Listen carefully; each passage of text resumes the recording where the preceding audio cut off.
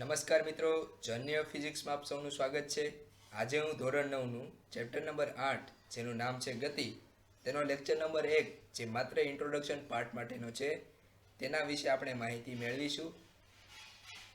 આમાં આપણે શીખીશું ગતિ કહેવાય કોને, એટલે ગતિમાં આવે શું શું વસ્તુ હોઈ શકે ગતિમાં, સૂર્યપથ પર ગતિ, કેવી પ્રકારની ગતિ, કેવા પ્રકારની ગતિઓ હોય છે, કેટલા પ્રકારની ગતિઓ હોય છે, આ બધી ગતિઓનો પ્રકાર અથવા ગતિ વિશેનું થોડું ઘણી સમજણ આપણે આ વિડીયો લેક્ચરમાં મેળવીએ.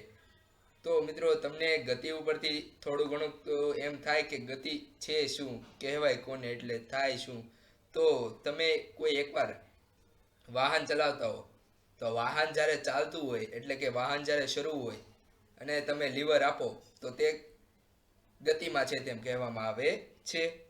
પણ તેનું તે જ વાહન જો તમે બ્રેક મારીને ઊભું રાખી દો તો તે સ્થિર અવસ્થામાં છે તેમ કહેવામાં આવે છે. તમે ઘરેથી વાહન લઈને નીકળ્યા એટલે કે તમે ગતિમાન છો તેમ કહેવામાં આવે છે. હવે તમે પાછા સાંજે ફરી પાછા ઘરે તમારી ગાડી હોય તો એનો મતલબ એવો નથી કે તમારી ગાડી સ્થિર છે, પણ એવો છે કે તમે ગાડીને ગતિ કરાવીને ફરી પાછી સ્થિર અવસ્થામાં લાવીને મૂકી છે. તો આમ ગતિના થોડા ઘણા કોન્સેપ્ટ્સ અને ગતિની વ્યાખ્યા. તો ગતિની વ્યાખ્યા એટલે શું, એટલે કે ગતિ એટલે શું? તો જો કોઈ પદાર્થ સમયની સાથે સ્થાન બદલતો હોય તો તે પદાર્થ ગતિમાં છે તેમ કહેવાય છે. જો કોઈ પદાર્થ સમયની સાથે સ્થાન બદલતો હોય તો તે પદાર્થ ગતિમાં છે તેમ કહેવાય છે. તો મેં તમને એક્ટિવા વાળું ઉદાહરણ આપ્યું. તો એક્ટિવાના ઉદાહરણમાં તમે જ્યારે ગાડીને ગતિમાં કરો છો એટલે કે ગાડીને શરૂ કરો છો ત્યારે તમારી ગાડી સમયની સાથે પોતાનું સ્થાન બદલે છે, આથી તમારી ગાડી ગતિમાં છે તેમ કહેવામાં આવે.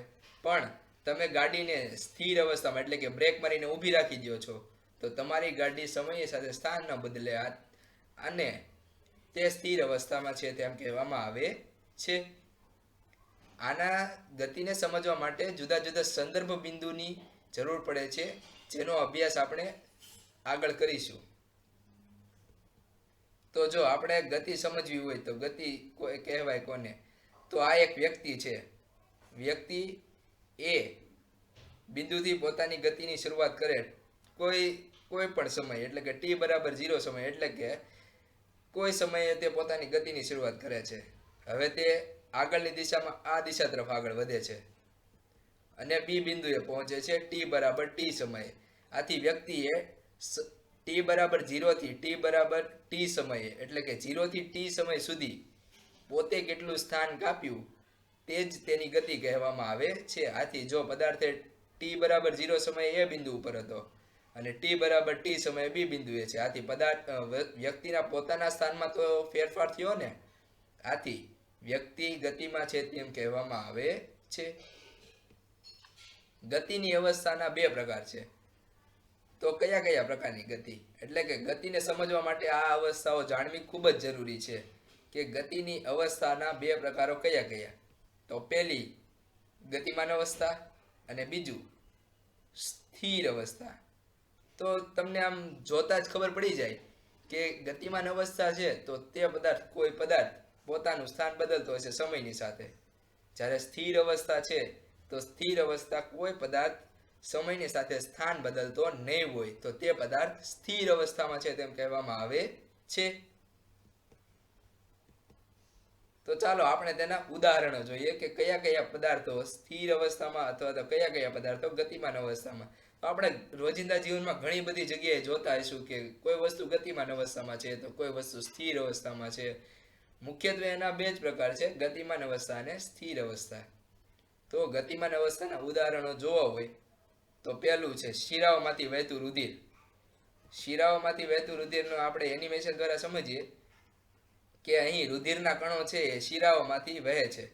તો શિરાઓમાંથી વહેવાના કારણે રુધિર શરીરના જુદા જુદા ભાગો પર પહોંચે છે. આથી તમે એક વાક્ય સાંભળેલું હશે કે આપણે જીવતું રહેવા માટે રુધિરની જરૂર પડે છે. આથી રુધિરનું વહન શરીરમાં થતું હોય તો જ આપણે જીવિત રહી શકીએ. આથી રુધિર ગતિમાં છે તેમ કહી શકાય છે. આ ઉપરાંત બીજું ઉદાહરણ લઈએ તો સૂર્યમંડળ. સૂર્યમંડળ પોતે પણ ગતિમાન અવસ્થામાં છે તેમ કહેવામાં આવે છે. તો સૂર્યમંડળની અંદરના ગ્રહો તો કે બુધ, શુક્ર, પૃથ્વી, મંગળ, ગુરુ, શનિ, યુરેનસ, નેપચ્યુન ને પ્લુટો, આટલા ગ્રહો છે સૂર્યમંડળની અંદર, જે બધા જ ગ્રહો ગતિ કરે છે.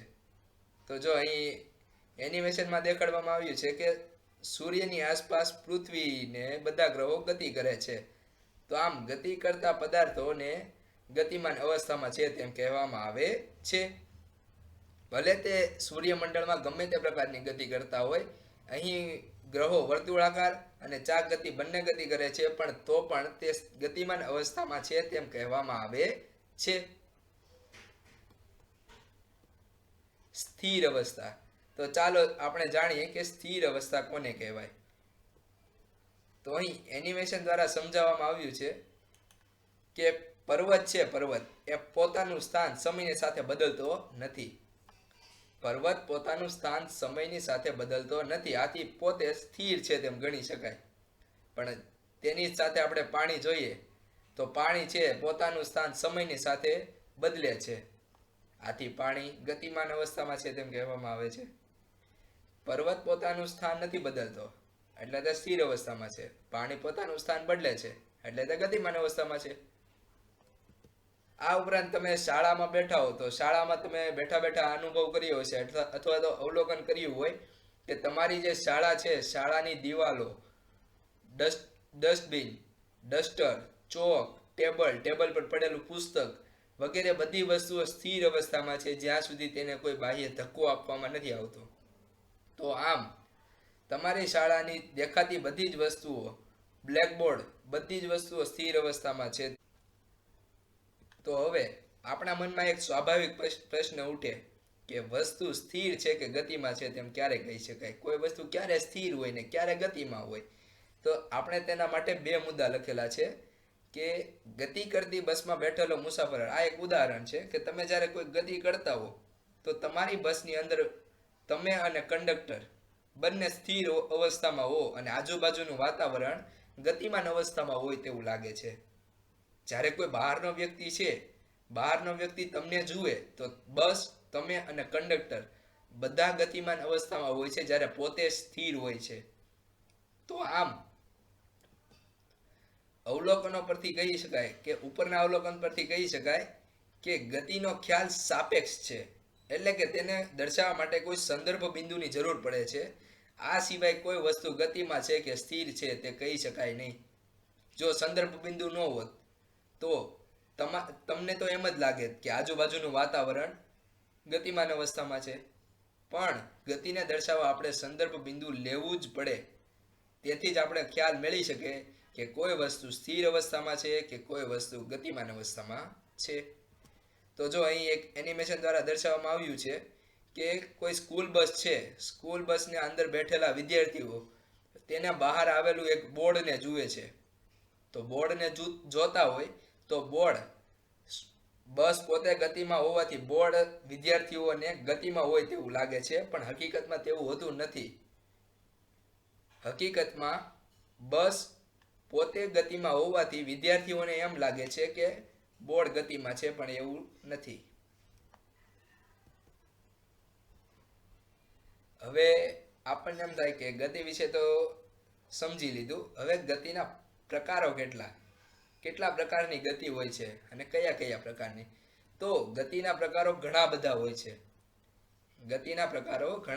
છે. જેનો ગહનપૂર્વક અભ્યાસ આપણે 11મા ધોરણમાં સાયન્સમાં કરવાનો છે, પણ અહીં આપણે થોડા ઘણા ગતિના પ્રકારો અને તેના એનિમેશનો ઉદાહરણો સહિત લખેલા છે.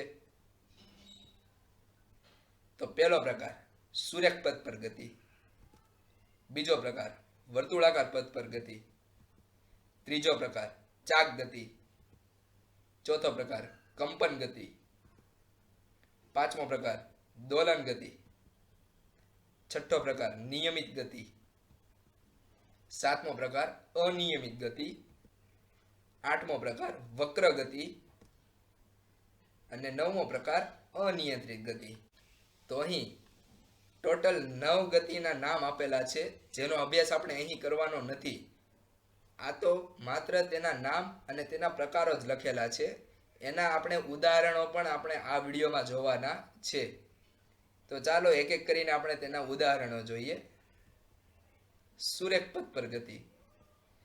તો અહીં જો એનિમેશનમાં દેખાય છે કે કોઈ એનિમેશન એક સુરેખ પથ પર ગતિ કરે છે, એટલે કે સીધા માર્ગ પર ગતિ કરે, તો તે પદાર્થ સુરેખ પથ પર ગતિ કહેવામાં આવે છે. સુરેખ પથ પર ગતિ એટલે કે કોઈ વસ્તુ સીધા માર્ગ પર ગતિ કરતું હોય તો તે વસ્તુ સુરેખ પથ પર ગતિ કરતું હોય તેમ કહેવામાં આવે છે. ધારો કે તમે કોઈ વસ્તુ જુઓ કે ટ્રેન હોય, ટ્રેન વળાંક લીધા વગર તે સીધા પાટે જતી હોય તો તે સુરેખ પથ પર ગતિ કરે છે તેમ કહેવામાં આવે છે. એ જ રીતે તમે બાઇક લઈને જતા હો તો બાઇક એ પોતે સીધા માર્ગ પર વાંકા ચૂકા વળાંક લીધા વગર સીધા માર્ગે જતું હોય તો તે સુરેખ પથ પર ગતિ કરે છે તેમ કહેવામાં આવે છે. વર્તુળાકાર પથ પર ગતિ. હવે વર્તુળાકાર પથ પર ગતિ નામ સાંભળતા જ આપણને એમ થાય કે કોઈ પદાર્થ વર્તુળાકાર પથ પર ગતિ કરતું હોય છે. તો તમે સાચા છો. અહીં પૃથ્વીના સંદર્ભમાં એટલે કે પૃથ્વીને સંદર્ભ બિંદુ ગણીએ તો ચંદ્ર પૃથ્વીની આજુબાજુ વર્તુળાકાર પથ પર ગતિ કરે છે તેમ કહેવામાં આવે છે. મિત્રો અહીં ચંદ્ર વર્તુળાકાર ગતિ કરતું હોય એના કારણે જ આપણે પૃથ્વી પર દિવસ અને રાત થાય છે. પૃથ્વી પોતે પણ સૂર્યની આજુબાજુ વર્તુળાકાર પથ પર ગતિ કરે છે. આ બધા પરિબળો ભેગા થાય આથી જ આપણા પૃથ્વી પર સૂર્ય અને ચંદ્ર એટલે કે દિવસ અને રાત જોઈ શકીએ છીએ. આ સિવાય સૂર્ય પણ આકાશગંગામાં આવેલો હોવાથી આકાશગંગા પોતે બ્લેક હોલની પ્રદક્ષિણા કરે છે. બ્લેક હોલની પ્રદક્ષિણા કરતો હોવાથી સૂર્ય પણ ગતિમાન અવસ્થામાં છે તેમ કહેવામાં આવે છે. આ ઉપરાંત ચાક ગતિ. હવે ભમરડો છે એ ચાક ગતિનો સૌથી સરળ ઉદાહરણ છે. જ્યારે ભમરડો ફેરવવામાં આવે ત્યારે તે પોતાની અક્ષ પર અને સાથે સાથે ગોળ ગોળ પણ ફરે છે. આથી ભમરડો પોતે પણ ચાક ગતિ કરતો હોય તેમ કહેવામાં આવે છે. આ ઉપરાંત તમારે બીજું ઉદાહરણ ચાક ગતિનું જોઈતું હોય તો તે છે પૃથ્વી. પૃથ્વી પોતે સૂર્યની આજુબાજુ ફરે છે, આથી તે વર્તુળાકાર પથ પર ગતિ કરે છે. ઉપરાંત પોતાની ધરી પર પણ ફરે છે. આથી પૃથ્વી ચાક ગતિ કરે છે તેમ કહી શકાય છે. પૃથ્વી ચાક ગતિ અને વર્તુળાકાર પથ પર ગતિ બંને પ્રકારની ગતિ કરે છે તેમ કહી શકાય છે. હવે કંપન ગતિ. તો કંપન ગતિ એટલે શું થાય કે કોઈ પદાર્થ ધ્રુજારીના કારણે ઉત્પન્ન થતી હોય. તો જો અહીં કોઈ વ્યક્તિ છે એ આ સ્ટીલના શીટને જોરથી મારે છે, તો જોરથી મારવાને કારણે અહીં કંપન ઉત્પન્ન થાય છે. જો આ કંપન છે જેને કંપન ગતિ કહેવામાં આવે છે.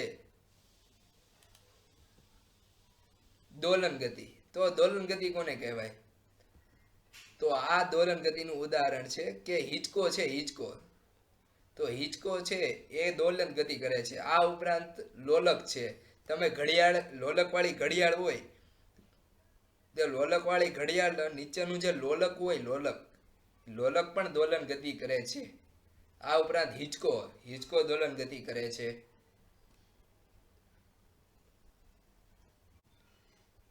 હવે નિયમિત ગતિ.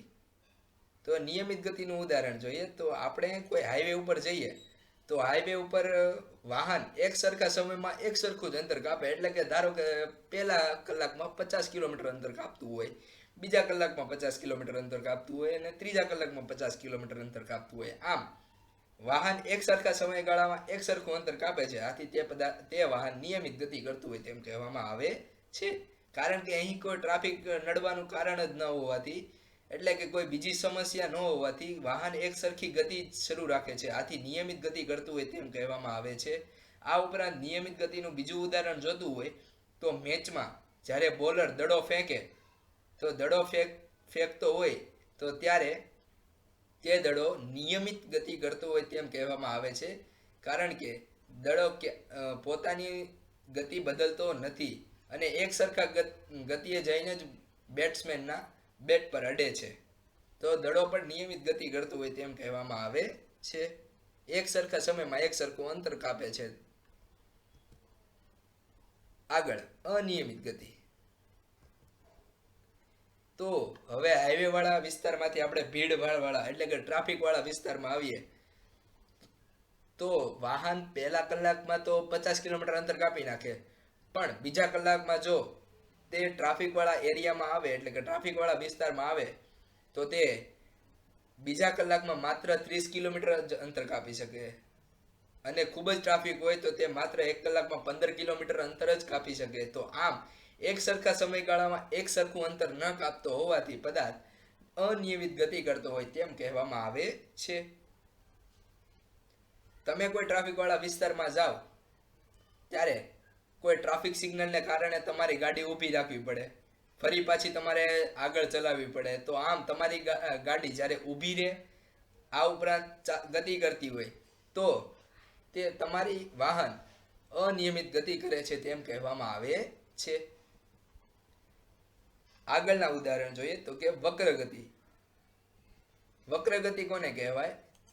તો કે અહીં જો બોલ છે એ કોઈ ઢોળાવવાળા માર્ગથી ગતિ કરી રહ્યો છે, તો આ જે દડો છે તે વક્ર ગતિ કરે છે તેમ કહી શકાય છે.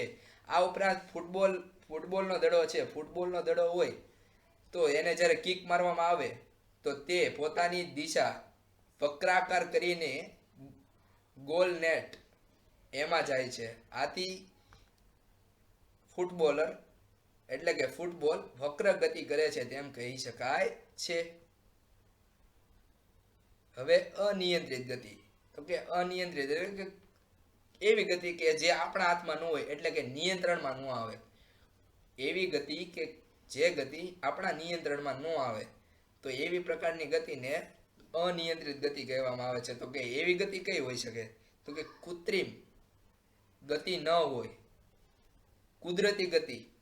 તો કે જો અહીં આપણને દેખાડે છે કે અહીં પવનને જે વાવાઝોડું બનાવે છે તો વાવાઝોડાના જે પવનની હવા છે તો એ અનિયંત્રિત ગતિ એટલે કે તેનું કોઈ નિયંત્રણ જ ન હોય, ગમે ત્યારે ગમે તેટલી હવા ફૂંકાઈ શકે.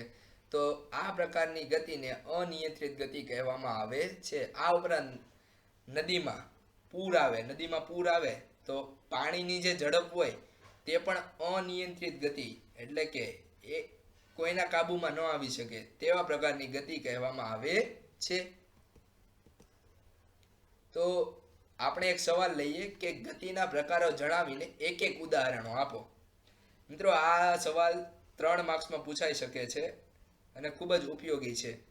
તો ચાલો આપણે એક એક કરીને તેના ઉદાહરણો આપીએ. સુરેખ પથ પર ગતિ. તો કે વાહન ના વળાંક વગરની ગતિ. વાહન જ્યારે વળાંક ન લેતો હોય તો તે પ્રકારની ગતિને સુરેખ પથ પર ગતિ કહેવામાં આવે છે. વર્તુળાકાર પથ પર ગતિ. કૃત્રિમ ઉપગ્રહ પૃથ્વીની આસપાસ પરિભ્રમણ કરે તો તે પ્રકારની ગતિને વર્તુળાકાર પથ પર ગતિ કહેવામાં આવે છે. કૃત્રિમ ઉપગ્રહ આપણે હમણાં જોઈએ કે મંગળયાન મિશન લોન્ચ થયું, ચંદ્રયાન મિશન લોન્ચ થયું, તો એ બધા મિશનના રોકેટ છે તે પૃથ્વીની આજુબાજુ વર્તુળાકાર માર્ગ પર ગતિ કરે છે. તો તે પદાર્થો વર્તુળાકાર એટલે કે તે રોકેટો વર્તુળાકાર પથ પર ગતિ કરતા હોય તેમ કહી શકાય છે. હવે ચાક ગતિ. તો ચાક ગતિમાં મેં આગળ ઉદાહરણ આપ્યું તેમ પૃથ્વી અને બાકીના સૂર્યમંડળમાં આવતા બધા ગ્રહો ચાક ગતિ કરે, વર્તુળાકાર પથ પર પણ ગતિ કરે અને સાથે સાથે પોતાની ધરી પર પણ ફરે છે. કંપન ગતિ. જ્યારે કોઈ સિતાર કે ગિટાર વગાડતા હોય તો તેમાં જે તારને છેડવામાં આવે એટલે કે તાલ હરાવવામાં આવે તારને, તો તાર કંપન ગતિ કરે છે તેમ કહી શકાય છે, અથવા તો તારમાં થતી ધ્રુજારીને કંપન ગતિ કહે છે. દોલન ગતિ.